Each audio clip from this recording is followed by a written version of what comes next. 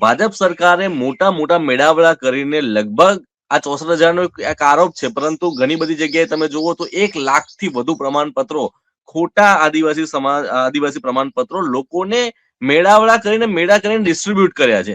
હવે જ્યારે સરકાર વિધાનસભામાં આજે આવું કહી રહી છે કે ભાઈ અમે આરબીસી એટલે કે જે ગીર બરડા આલેચમાં જે આરબીસી કોમ્યુનિટી રહે છે એને ફરી ઓબીસીમાં નાખીશું, અથવા તો એનો એસટીમાંથી દરજ્જો ઘટાડીને ઓબીસીમાં નાખવામાં આવશે. બરાબર, તો પહેલા તો આમને એસટીમાં 1 લાખ ખોટા પ્રમાણપત્રો આપીને જે લોકો હાલ નોકરી કરી રહ્યા છે અથવા તો સરકારી લાભ લઈ રહ્યા છે, એને લઈને સરકારનો શું સ્ટેન્ડ છે એ કોઈ સરકાર કહી નથી રહી.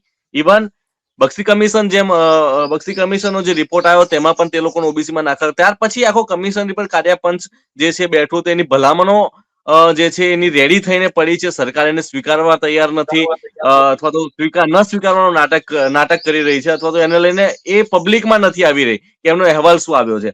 પરંતુ આની ઇમ્પેક્ટ એ છે દિલીપભાઈ કે ખોટા આદિવાસી પ્રમાણપત્રોનો મુદ્દો હવે ફક્ત એટલો નથી રહ્યો કે કોઈ નોકરી લઈ લે છે. તમે જોયું કે ભૂતકાળમાં નિમિષાબેન સુથાર ઉપર ખોટા આદિવાસી હોવાના પુરાવા અત્યારે પણ સોશિયલ મીડિયાથી લઈને લોકોના દરેક મોબાઈલમાં પડ્યા છે, છતાં પણ તેઓ મંત્રી રહ્યા.